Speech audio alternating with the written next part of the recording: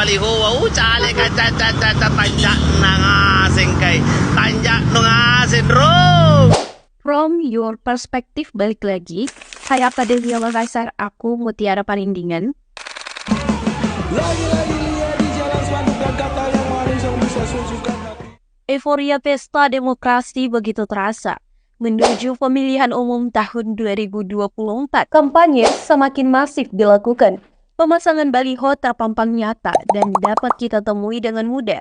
Menjadi pemandangan sepanjang jalan waktu balik kampung libur semester kemarin. 2 dari 10. Gimana menurut Akademia Makassar? Seberapa berpengaruh sih pemasangan baliho dalam menentukan pilihan kamu? Kalau dari saya pribadi ya Kak, tidak ada gunanya. Karena kan sekarang sudah zaman digital. Kita bisa kampanye melalui kampanye digital. Nah kalau pemasangan baliho seperti itu, berani seperti sekarang itu berpotensi untuk mengenai pengendara yang berlalu. Mungkin berpengaruh karena mereka yang mencalonkan ingin diketahui bahwa mereka mencalonkan. Banyak juga kadang ada visi-misi mereka, mungkin itu juga berpengaruh supaya mereka bisa terpilih. Dengan semprautan pemasangan baliho saat ini, membuat beberapa masyarakat geram karena dianggap hanya nyampah.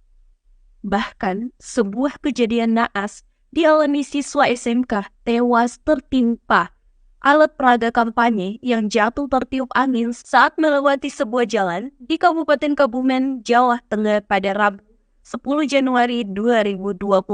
Lalu, bagaimana sih sebenarnya aturan dalam pemasangan alat peraga kampanye tersebut?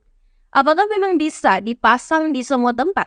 Mengenai hal tersebut, peletakan alat peraga kampanye termasuk baliho diatur dalam pasal 34 Peraturan KPU nomor 15 tahun 2023 tentang kampanye pemilihan umum. Pasal 36 ayat 5 peraturan tersebut menyatakan bahwa pemasangan alat peraga kampanye dilaksanakan dengan mempertimbangkan etika, estetika, kebersihan, dan keindahan kota atau kawasan setempat sesuai dengan ketentuan peraturan perundang-undangan. Namun, tidak terdapat penjelasan lebih lanjut mengenai etika dan estetika dalam ayat tersebut. Ayat 3 dalam pasal yang sama hanya menjelaskan bahwa lokasi pemasangan APK pemilu ditetapkan oleh keputusan KPU Provinsi untuk kampanye pemilu di wilayah provinsi dan keputusan KPU Kabupaten atau Kota untuk kampanye pemilu di wilayah kabupaten atau kota. Sementara itu, pasal 71 menyatakan bahwa alat peraga kampanye dilarang dipasang pada tempat ibadah, rumah sakit atau tempat pelayanan kesehatan, tempat pendidikan, gedung milik pemerintah, fasilitas tertentu milik pemerintah, dan lain-lain.